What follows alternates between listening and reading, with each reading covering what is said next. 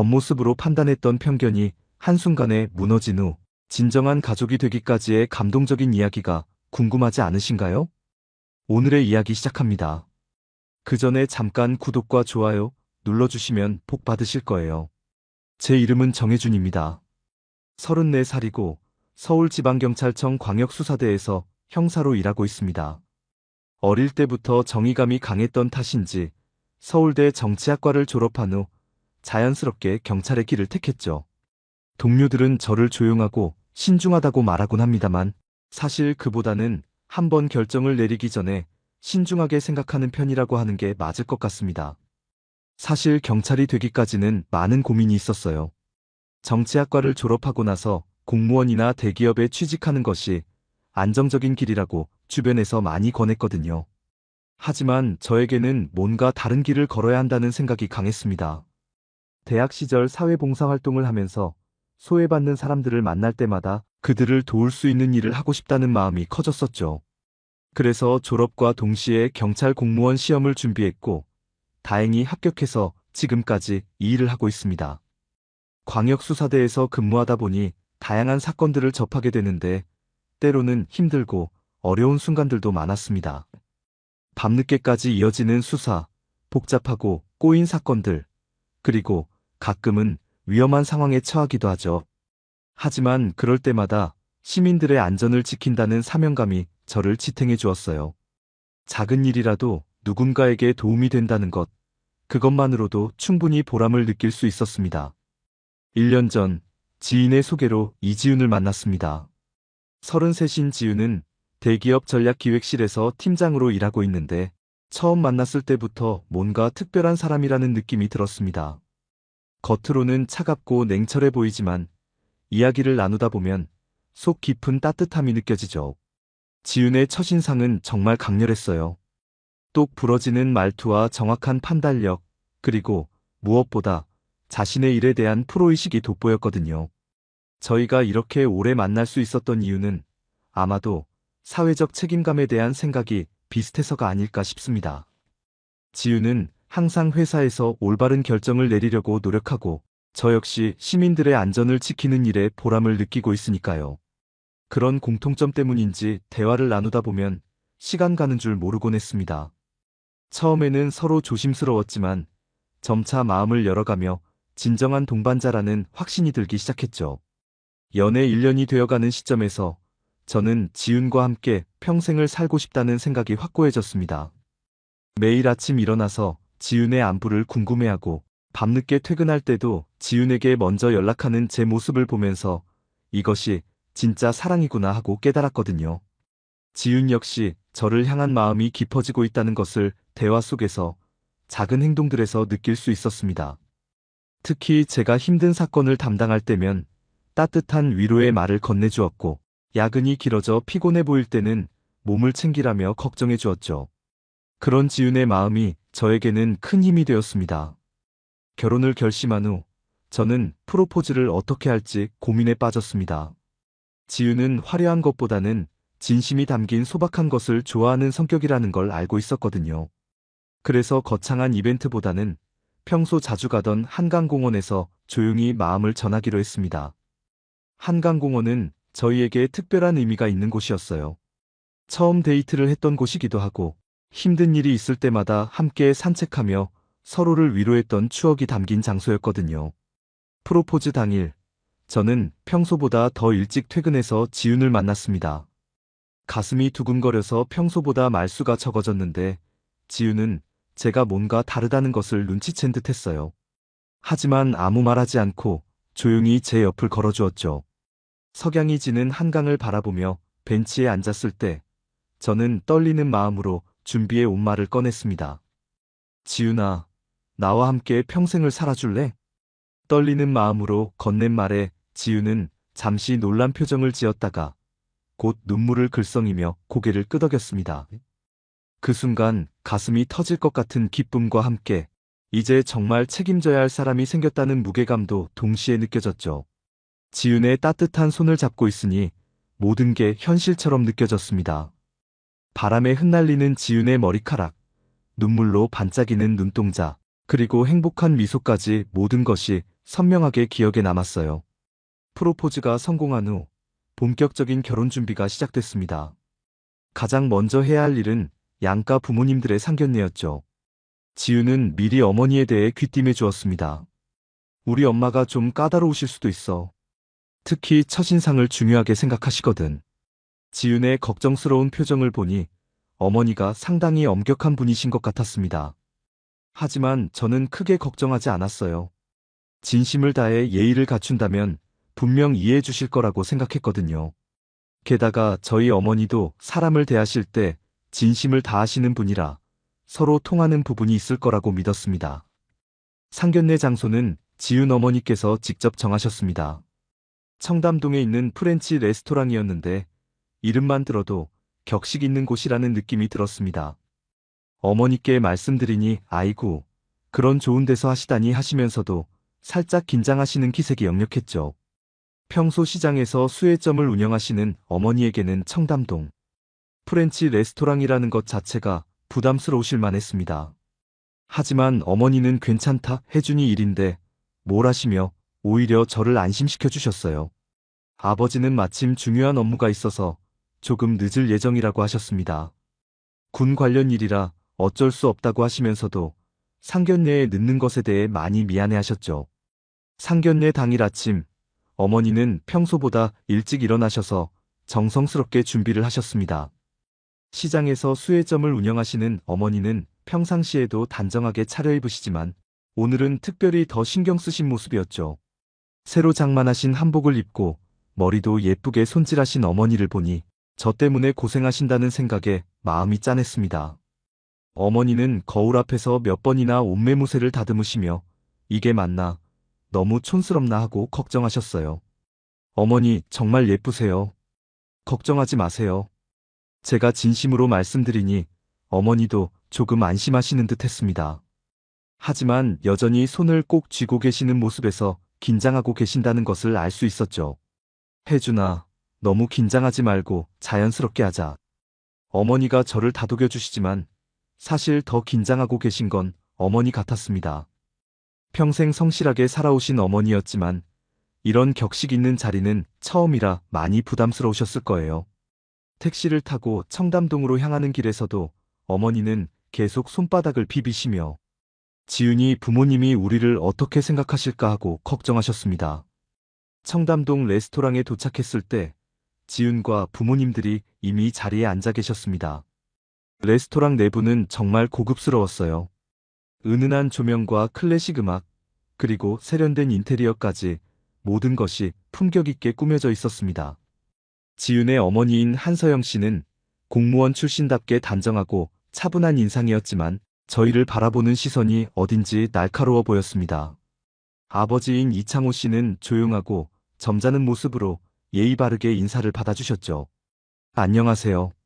정혜준 어머니 배순이입니다. 어머니가 정중하게 인사를 드리자 한서영 씨도 맞인사를 하셨지만 표정에서는 무언가를 평가하고 있다는 느낌이 강하게 들었습니다. 마치 면접관이 지원자를 보는 듯한 시선이었달까요. 처음부터 분위기가 생각보다 무거워서 살짝 당황스러웠습니다. 지윤이 중간에서 대화를 이어가려고 노력했지만 한서영 씨의 관심은 오로지 저와 어머니를 파악하는 데에만 집중되어 있는 것 같았습니다. 음식을 주문하는 과정에서도 메뉴 선택 하나하나까지 유심히 지켜보시는 모습이 느껴졌죠. 어머니는 프렌치 메뉴가 익숙하지 않으셔서 조심스럽게 지윤에게 물어보시며 주문하셨는데 그 모습조차 한서영 씨는 놓치지 않고 관찰하고 계셨습니다. 본격적인 식사가 시작되자 한서영 씨의 질문 공세가 시작됐습니다. 마치 면접을 보는 것 같은 분위기였죠. 처음에는 가벼운 안부 인사로 시작했지만 점차 구체적이고 직접적인 질문들로 이어졌어요. 혜준 씨는 형사라고 하셨는데 수입이 어느 정도 되나요? 너무 직접적인 질문에 잠시 당황했지만 솔직하게 답변드렸습니다. 숨길 것도 없고 거짓말을 할 이유도 없었거든요. 아직 많지는 않지만 생활하는 데는 문제 없을 정도입니다. 야근은 많이 하시죠? 집에 언제 들어오세요? 사건에 따라 다르긴 하지만 최대한 가정에 소홀하지 않으려고 노력하고 있습니다. 한서영 씨는 제 답변을 들으면서도 계속해서 더 깊이 파고드셨습니다. 승진 가능성은 어떤지, 미래에 대한 계획은 무엇인지, 심지어 몇 년 안에 집을 마련할 수 있는지까지 물어보셨죠. 저는 성실하게 답변했지만 점점 면접장에 앉아있는 기분이 들었습니다. 지윤도 어머니의 이런 모습이 부담스러운지 중간중간 말을 끊으려고 했지만 한서영 씨는 아랑곳하지 않으셨어요. 어머니가 저를 감싸려고 나서셨습니다. 평소 말수가 적으신 어머니였지만 아들이 힘들어하는 모습을 보고는 참을 수가 없으셨던 것 같아요. 저희 혜준이가 어릴 때부터 성실하고 책임감이 강한 아이예요. 비록 돈을 많이 벌지는 못하지만 마음만큼은 누구보다 진실하니까 지윤이를 잘 보살펴 드릴 거예요. 어머니의 진심 어린 말씀이었지만 한서영 씨의 표정은 여전히 차갑기만 했습니다. 오히려 이번에는 어머니를 향한 질문이 시작됐죠. 마치 저에 대한 평가가 끝났으니 이제 어머니 차례라는 듯이 말입니다. 어머니는 어떤 일을 하세요? 시장에서 작은 수혜점을 운영하고 있습니다. 어머니가 조심스럽게 답하시자 한서영 씨의 입가에 미묘한 표정이 스쳤습니다. 아, 그러시군요. 요즘 같은 시대에 그런 가게가 살아남긴 하나요? 그 순간 어머니의 얼굴이 굳어지는 게 보였습니다. 평생 성실하게 일해오신 어머니의 직업을 마치 시대에 뒤떨어진 것처럼 말씀하시니 제 마음도 불편해졌죠. 지윤도 당황한 표정으로 어머니를 말렸지만 이미 분위기는 최악으로 치달았습니다. 어머니는 그동안 웃으시던 얼굴이 완전히 굳어지셨고 저 역시 뭔가 말을 해야 할 것 같았지만 적절한 말이 떠오르지 않았어요. 한서영 씨는 자신이 한 말이 얼마나 상처가 되는지 전혀 모르시는 듯 했습니다. 오히려 당연한 질문을 한 것처럼 태연하게 앉아 계셨죠. 어머님, 저희 어머니는 30년 넘게 그 가게를 운영하시면서 저를 키워주셨습니다. 작은 가게라고 하시지만 동네 사람들에게는 없어서는 안 될 소중한 곳이에요. 제가 조심스럽게 말씀드렸지만 한서영 씨는 별로 관심 없다는 듯이 고개만 끄덕이셨습니다. 이창호 씨가 중간에서 분위기를 바꿔보려고 다른 이야기를 꺼내셨지만 이미 어색해진 분위기는 쉽게 회복되지 않았어요. 어색하고 무거운 분위기가 계속되는 가운데 문득 레스토랑 입구 쪽에서 익숙한 발걸음 소리가 들렸습니다. 아버지가 도착하신 것 같았죠. 업무 때문에 늦으실 거라고 하셨는데 다행히 식사가 끝나기 전에 오셨네요. 저는 아버지가 오시면 이 어색한 분위기가 조금이라도 나아질 거라고 기대했습니다. 죄송합니다. 업무가 길어져서 늦었습니다. 아버지는 단정한 정장 차림으로 들어오시면서 정중하게 인사를 드렸습니다. 군인 출신답게 꼿꼿한 자세와 품위 있는 모습에 모든 시선이 집중됐죠. 평소에도 아버지의 그런 모습이 자랑스러웠지만 오늘 같은 날에는 더욱 든든하게 느껴졌습니다. 아버지는 걸음걸이부터 말씀하시는 모습까지 모든 것이 절도 있고 신뢰감을 주는 분이셨어요. 아버지가 자리에 앉으시며 간단히 인사를 나누는 동안 한서영 씨의 표정도 조금은 누그러진 것 같았습니다. 아무래도 아버지의 품위 있는 모습에 어느 정도 안심하신 것 같았어요. 이창호 씨도 아버지를 보시며 고개를 끄덕이시는 모습이었죠. 그런데 아버지가 자리에 앉기도 전에 뜻밖의 일이 벌어졌습니다. 지윤의 아버지인 이창호 씨가 갑자기 자리에서 벌떡 일어나시더니 군인의 자세로 바짝 차렷을 하시는 게 아니겠어요. 모든 사람들이 깜짝 놀라 이창호 씨를 바라봤는데 이창호 씨는 떨리는 목소리로 말씀하셨습니다. 충성 15사단 이창호 대령입니다. 그리고는 아버지를 향해 정중한 경례를 올리셨습니다. 저와 지윤, 그리고 양가 어머니들은 모두 눈이 동그래져서 이 상황을 바라볼 수밖에 없었죠. 무슨 일인지 전혀 이해할 수 없었거든요. 한서영 씨는 입을 벌린 채 남편을 쳐다보고 계셨고 어머니도 어리둥절한 표정이셨어요. 아버지도 잠시 놀라신 듯 했지만 곧 미소를 지으시며 답례를 하셨습니다. 아버지의 얼굴에 반가움과 그리움이 동시에 스쳐 지나가는 것을 볼 수 있었어요. 이창호 대령, 오랜만이군요. 그때 15사단에서 정말 고생 많았습니다. 아닙니다, 사단장님. 그때 가르침 덕분에 지금까지 잘 살고 있습니다. 이제야 상황이 이해됐습니다. 두 분은 과거 군대에서 사단장과 부하 관계셨던 거예요. 그동안 차갑기만 했던 한서영 씨도 이 예상치 못한 상황에 당황하며 말을 잇지 못하고 계셨습니다. 지윤도 아버지가 이런 반응을 보이실 줄은 꿈에도 몰랐던 모양이었죠. 저 역시 아버지의 군 시절에 대해서는 자세히 들은 적이 없었기 때문에 완전히 놀란 상황이었습니다. 두 분의 만남이 확인된 후 식탁 분위기는 완전히 바뀌었습니다. 그동안 무겁고 어색했던 공기가 한순간에 따뜻해졌죠. 아버지와 이창호 씨는 군 시절의 추억을 나누며 정말 오랜만에 만난 전우처럼 반가워하셨습니다. 이창호 씨는 아버지를 존경하는 마음이 가득 담긴 표정으로 말씀하셨어요. 사단장님께서 그때 말씀하신 군인 정신을 지금도 기억하고 살고 있습니다. 부하들을 아끼시고 정의롭게 행동하시던 모습이 제 인생의 롤모델이 되었어요. 이창호 대령이 그렇게 성실했으니까 지금도 이렇게 훌륭한 가정을 꾸리고 계시는 거 아니겠습니까? 그때도 다른 부하들보다 훨씬 모범적이었잖아요. 두 분이 나누시는 대화를 들으니 아버지가 얼마나 존경받는 분이셨는지 새삼 깨닫게 됐습니다. 이창호 씨는 아버지를 진심으로 우러러보고 계셨고 아버지 역시 옛 부하를 자랑스러워하고 계셨죠. 아버지는 평소에 군 생활에 대해 많이 말씀하지 않으셨는데 오늘 이창호 씨의 반응을 보니 정말 훌륭한 지휘관이셨다는 것을 알 수 있었어요. 그런데 혜준이가 경찰 일을 하고 있다고 들었는데 정말 자랑스러운 아들을 두셨네요. 사단장님의 피를 받아서 정의로운 일을 하고 있는 거군요. 이창호 씨가 저를 바라보며 말씀하시자 아버지의 얼굴에 환한 미소가 번졌습니다. 아버지가 저를 자랑스러워 하신다는 것은 알고 있었지만 이렇게 다른 분 앞에서 표현하시는 모습을 보니 더욱 뭉클했어요. 이 녀석이 어릴 때부터 정의감이 강했어요. 서울대를 나와서도 편한 길 대신 어려운 길을 택했지만 저는 아들이 자랑스럽습니다. 돈을 많이 벌지는 못해도 의미 있는 일을 하고 있으니까요. 아버지는 이어서 어머니를 향해서도 따뜻한 말씀을 해주셨습니다. 평소에도 어머니를 아끼시는 마음이 깊으셨지만 오늘처럼 다른 분들 앞에서 공개적으로 표현하시는 모습은 처음 봤어요. 그리고 집사람이 정말 고생이 많았어요. 시장에서 수혜점을 하시면서 아들 뒷바라지를 해주시고 저 역시 군 생활하는 동안 혼자서 집안을 지켜주셨거든요. 어려운 시절에도 불평 한 번 없이 묵묵히 가정을 돌봐주신 덕분에 혜준이가 이렇게 바르게 자랄 수 있었습니다. 그 말을 들으신 어머니는 처음으로 환하게 웃으셨습니다. 그동안 한서영 씨의 차가운 시선 때문에 위축되어 계셨는데 아버지의 따뜻한 말씀에 얼굴이 밝아지시는 모습을 보니 제 마음도 뭉클해졌습니다. 괜히 눈시울이 뜨거워져서 참으려고 애썼죠. 어머니가 평생 얼마나 고생하셨는지 그리고 그 고생이 헛되지 않았다는 것을 아버지가 이렇게 인정해 주시니 정말 감사했어요.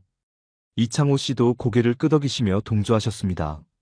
정말 그렇습니다.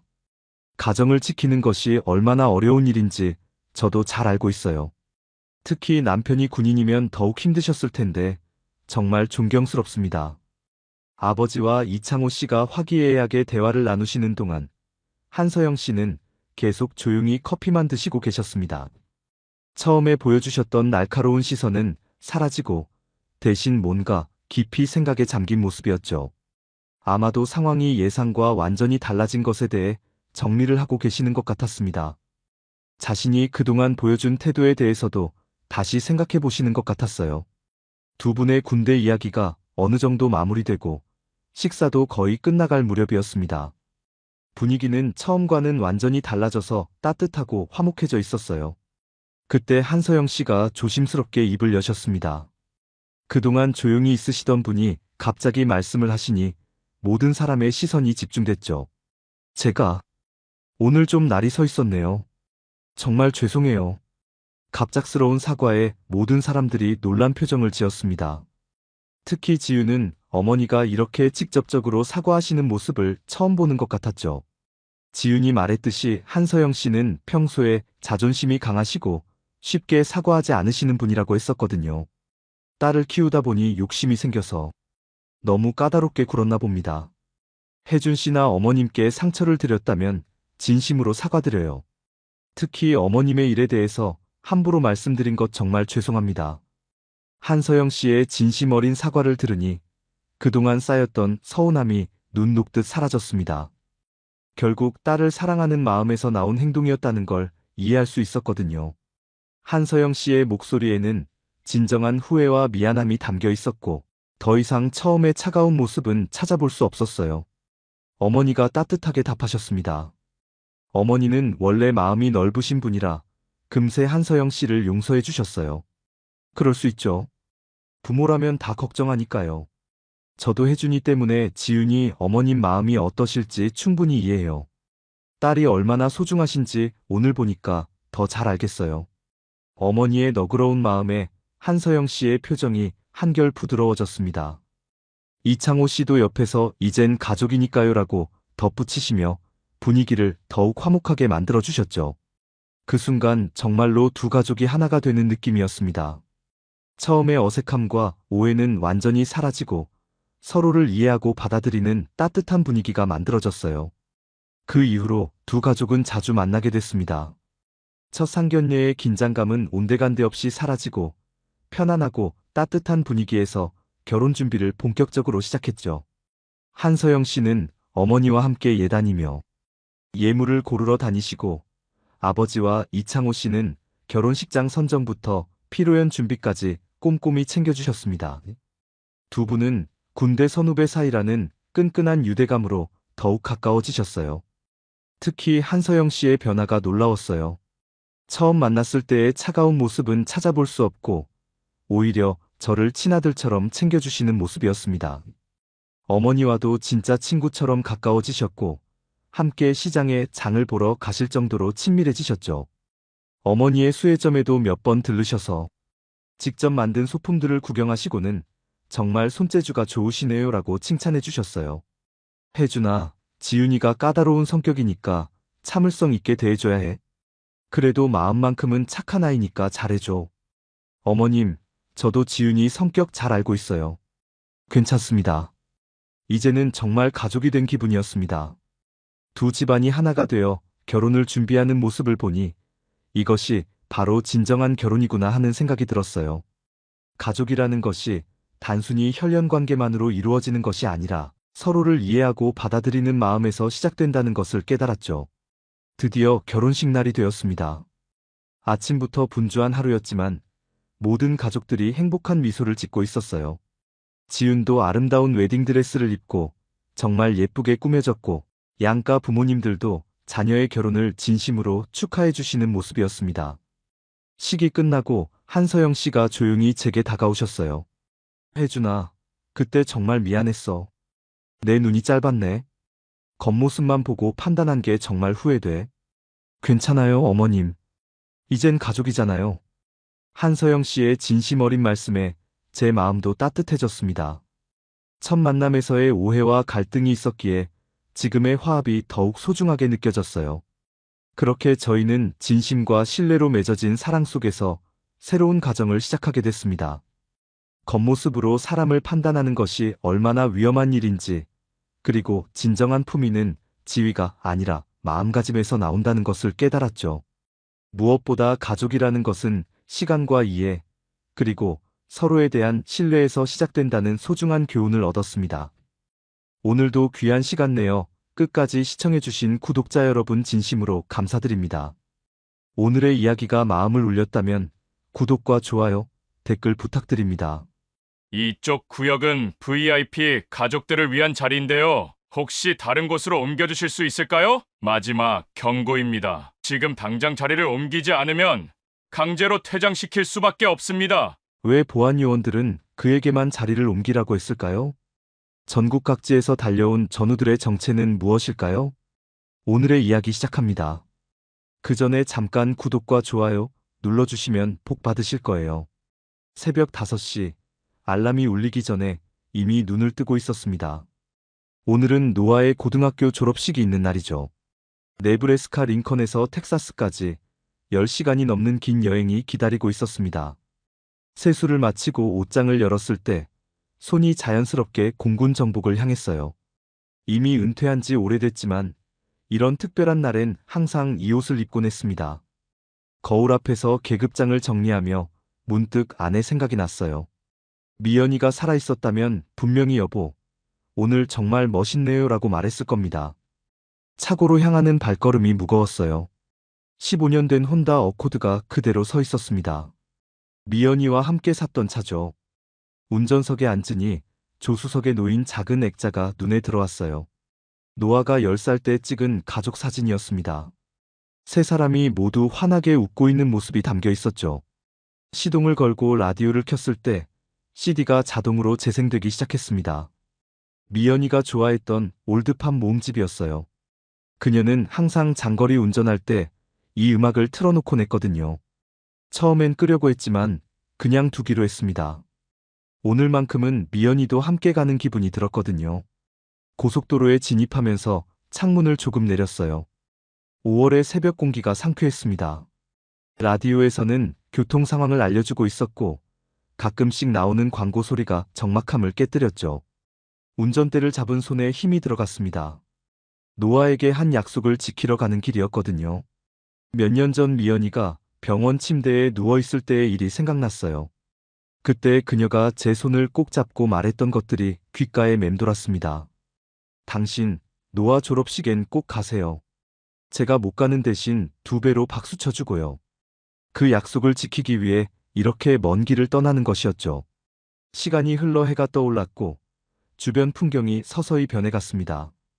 네브래스카의 평원에서 시작된 여행이 점점 남쪽으로 향하면서 텍사스의 건조한 땅으로 바뀌어가고 있었어요. 중간중간 휴게소에서 잠깐씩 쉬면서도 계속 생각했습니다. 노아가 제 모습을 보고 어떤 기분일까 하고 말이죠. 오후 2시경, 드디어 텍사스의 작은 도시에 도착했습니다. 고등학교 주차장은 이미 차들로 가득했어요. 가족들이 하나둘씩 체육관을 향해 걸어가는 모습이 보였습니다. 저도 차에서 내려 정복 상의를 다시 한번 정리했죠. 거울을 보니 장거리 운전의 피로가 얼굴에 드러나 있었지만 그래도 단정한 모습이었습니다. 체육관 입구에서 자원봉사를 하는 학부모가 티켓을 확인했어요. 졸업생 성함이 어떻게 되시나요? 하고 물어보더군요. 노아 류입니다 라고 답하자 잠깐 명단을 훑어보던 그가 고개를 끄덕였습니다. 아, 여기 있네요. 가족석은 저쪽 왼편입니다. 친절한 안내를 받고 체육관 안으로 들어섰죠. 체육관은 생각보다 컸습니다. 무대 앞쪽에는 졸업생들이 앉을 의자들이 줄지어 놓여 있었고 뒤쪽과 양옆으로는 가족석이 마련되어 있었어요. 제가 안내받은 자리는 중간쯤 되는 곳이었습니다. 앉으면서 주변을 둘러봤는데 대부분 백인 가족들이었죠. 간혹 제게 시선을 보내는 사람들이 있었지만 별로 신경 쓰지 않았습니다. 그런데 10분쯤 지났을까요? 2명의 남자가 제게 다가왔습니다. 사설 보안요원인 것 같았어요. 한 명은 키가 크고 덩치가 좋았고 다른 한 명은 마른 체형의 날카로운 인상이었습니다. 실례합니다라고 말하며 다가온 키 큰 남자가 입을 열었어요. 혹시 좌석 번호를 다시 확인해 주실 수 있을까요? 티켓을 다시 꺼내서 보여드렸습니다. 분명히 맞는 자리였어요. 그런데 마른 남자가 뭔가 불만스러운 표정을 지으며 말했습니다. 그런데 이쪽 구역은 VIP 가족들을 위한 자리인데요. 혹시 다른 곳으로 옮겨주실 수 있을까요? 그 말을 듣는 순간 뭔가 이상하다는 생각이 들었어요. 티켓에는 분명히 이 구역이라고 적혀 있었거든요. 제 티켓이 이 자리라고 나와 있는데요 라고 정중하게 답했습니다. 하지만 두 남자는 계속 자리를 옮겨달라고 요청했어요. 주변 사람들의 시선이 느껴지기 시작했습니다.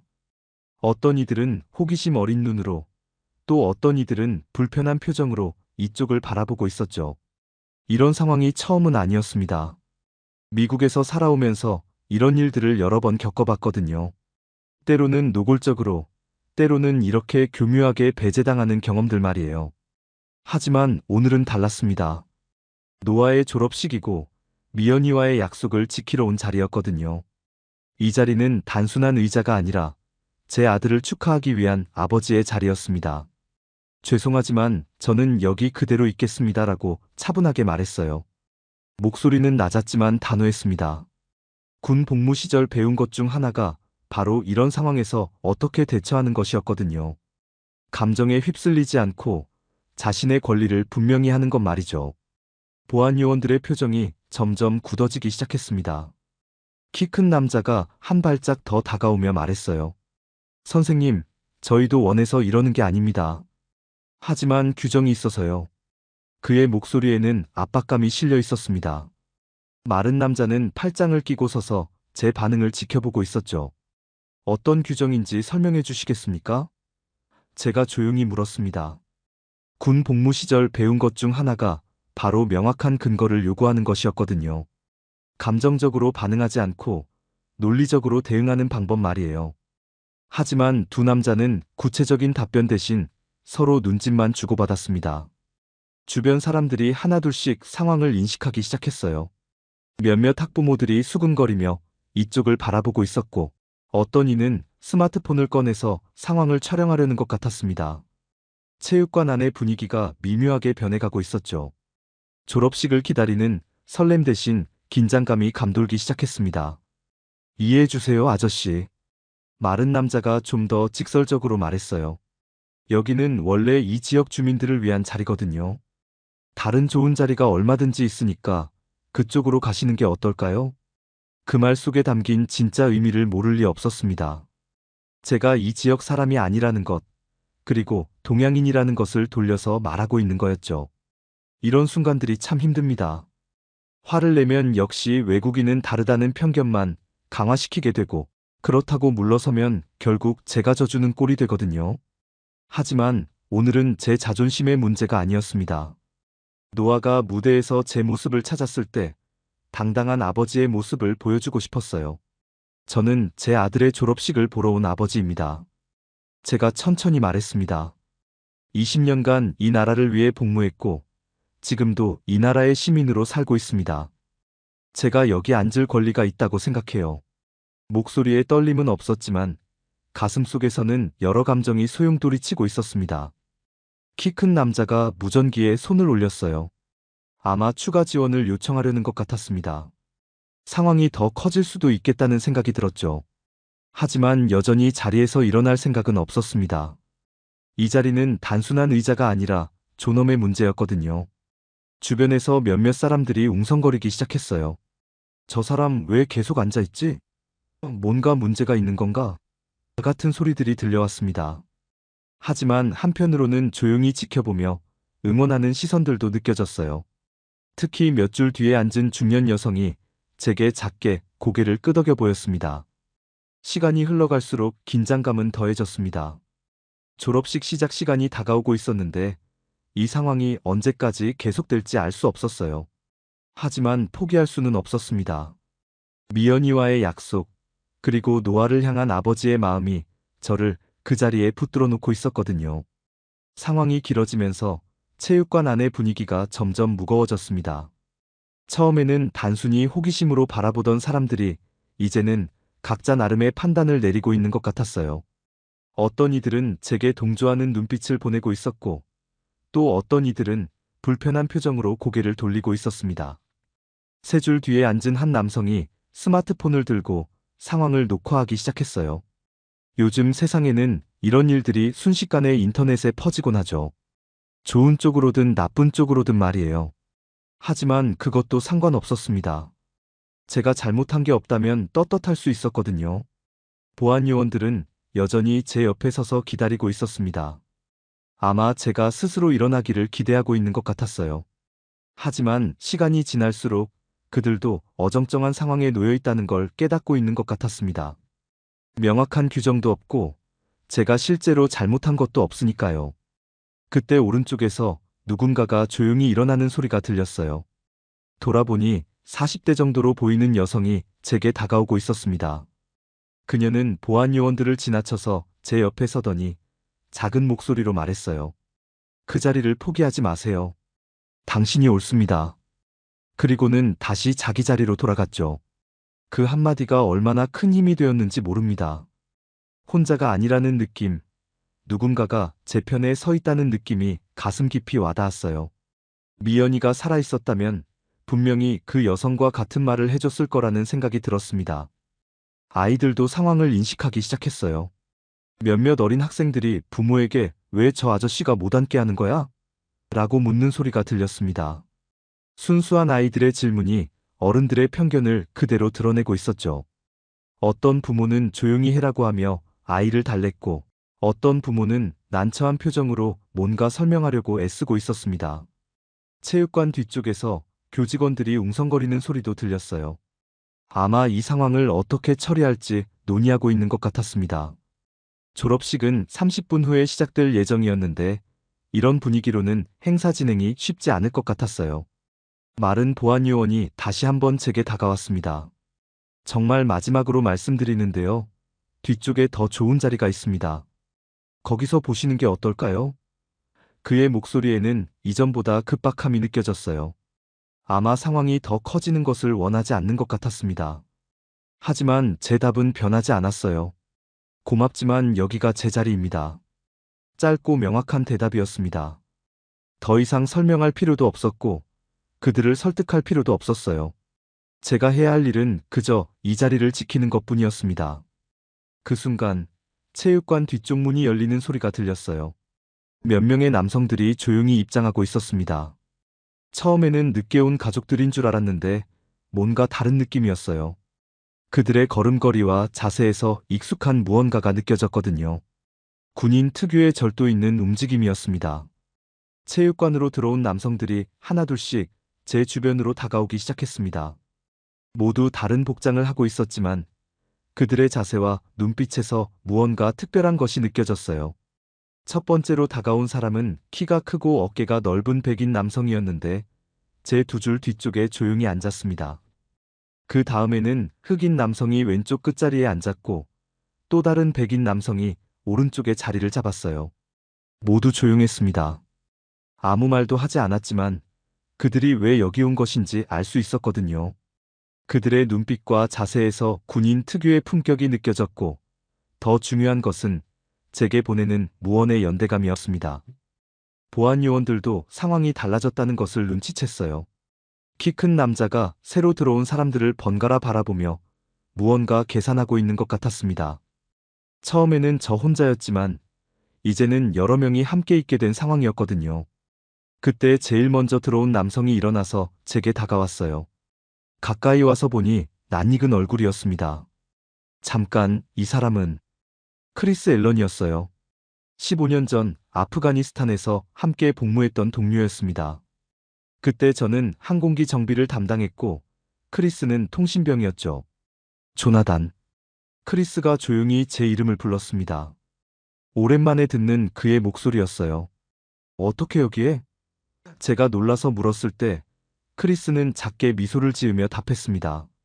소셜미디어에서 봤어요. 누군가 상황을 실시간으로 올리고 있더라고요. 정말 놀라운 일이었습니다.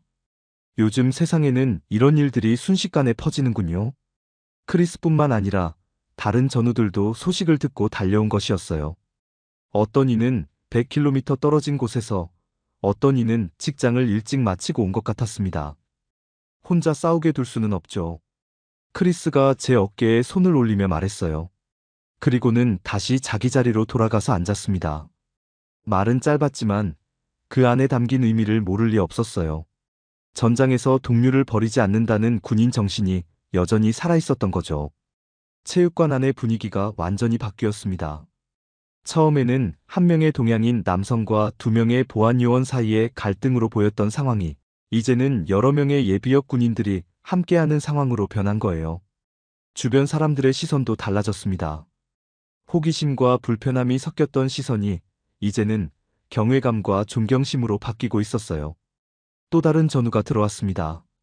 이번에는 히스패닉계 남성이었는데 제가 공군에서 함께 일했던 로드리게스 상사였어요. 그도 저를 보고 작게 고개를 끄덕였습니다. 말없는 인사였지만 그 속에는 함께 있다는 메시지가 담겨 있었어요. 보안 요원들이 서로 눈짓을 주고받더니 키 큰 남자가 무전기를 다시 만졌습니다.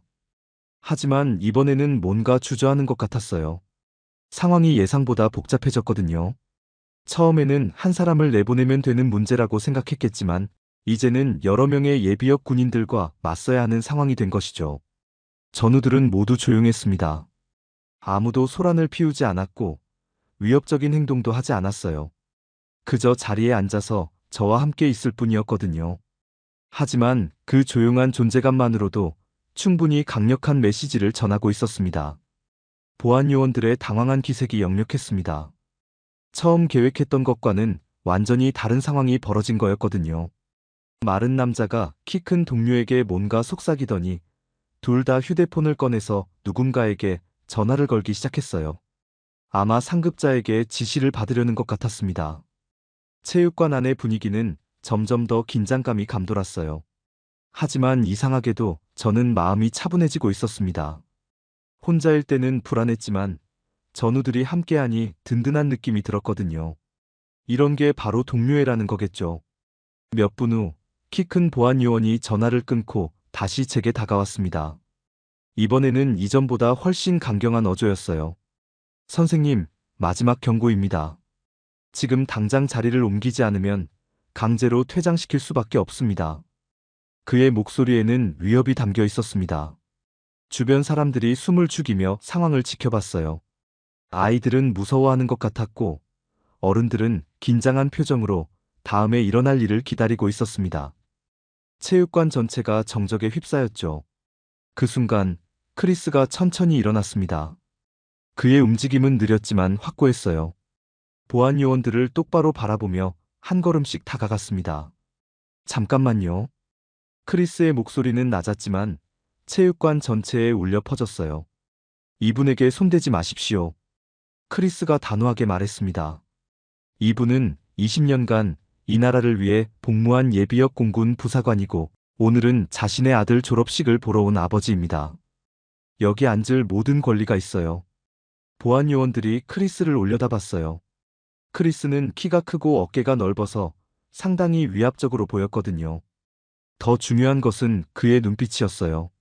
농담이나 타협을 받아들이지 않겠다는 확고한 의지가 담겨 있었습니다.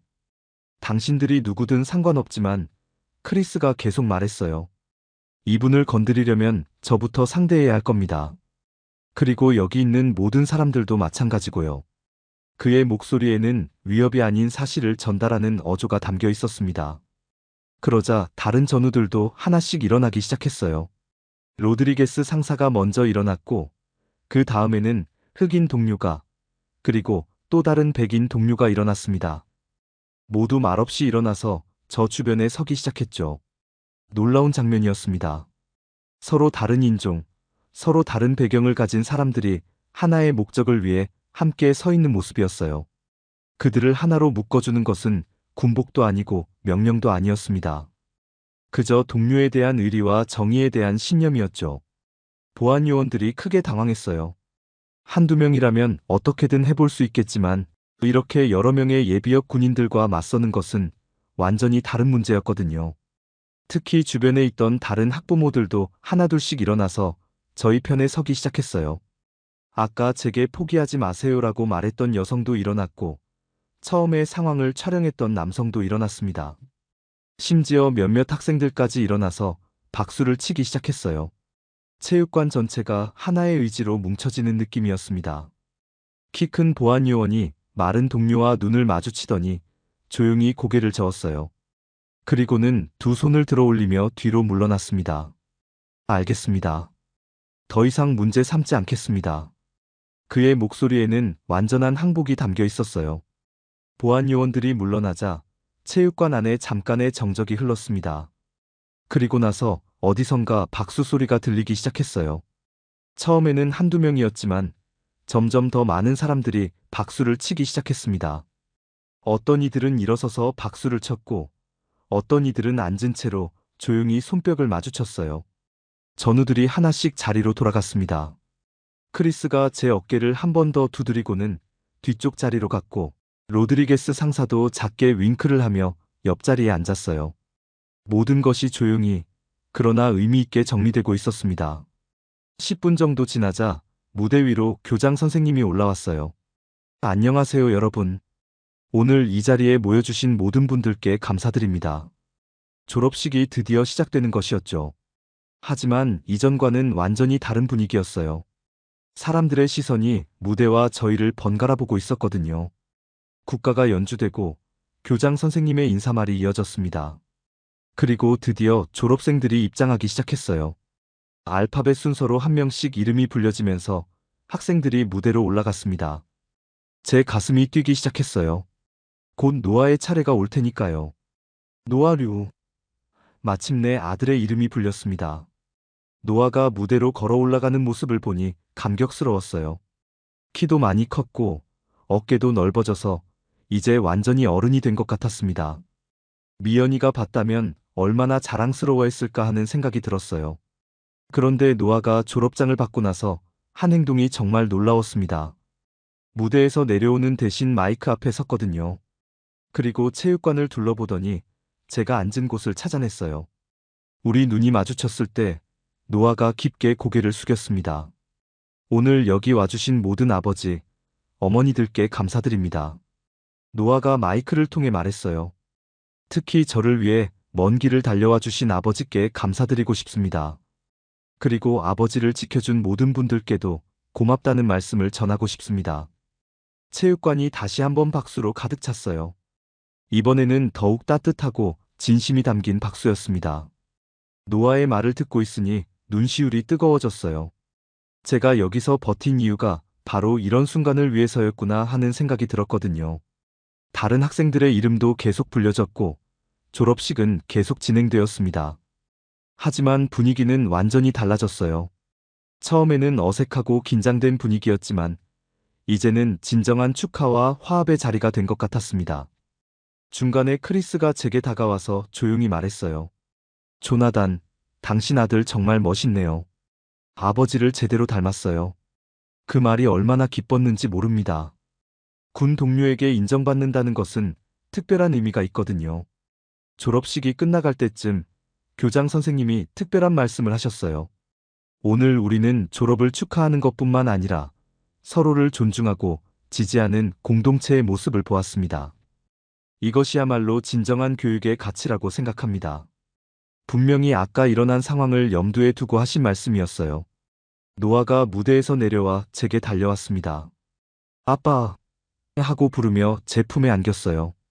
오랜만에 느끼는 아들의 따뜻한 체온이었습니다. 고생하셨어요, 아빠. 정말 자랑스러워요. 노아의 목소리에는 진심이 담겨 있었어요. 주변 사람들이 저희를 바라보며 미소를 지었습니다.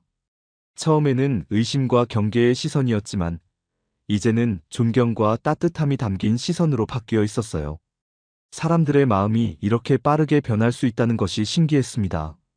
졸업식이 완전히 끝나고 사람들이 하나둘씩 체육관을 나서기 시작했습니다.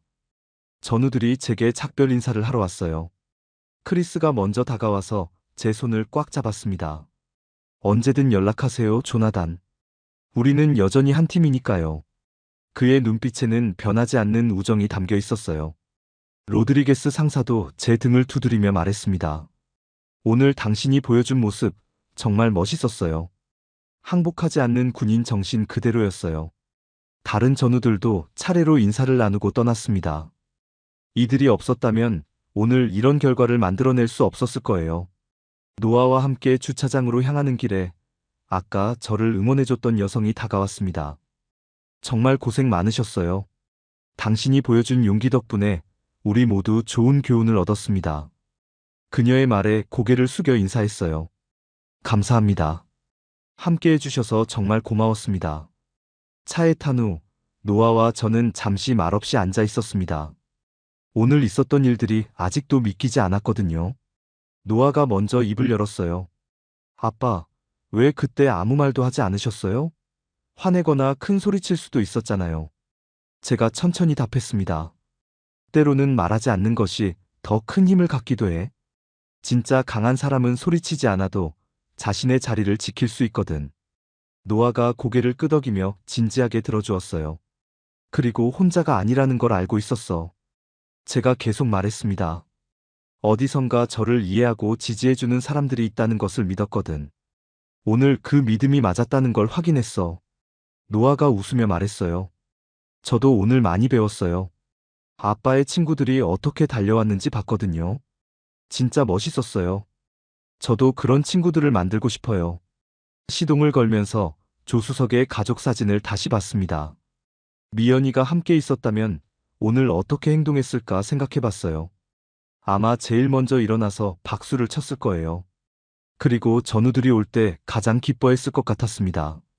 엄마도 자랑스러워 하셨을 거예요. 노아가 마치 제 마음을 읽은 듯 말했어요. 엄마가 항상 말씀하셨잖아요. 아빠는 절대 포기하지 않는 사람이라고. 그 말을 듣고 가슴이 뭉클해졌습니다. 긴 여행길이 시작되었어요. 하지만 올 때와는 완전히 다른 기분이었습니다. 올 때는 혼자라는 생각에 무거웠지만 지금은 마음이 가벼웠어요. 오늘 일을 통해 제가 혼자가 아니라는 것을 확인했거든요.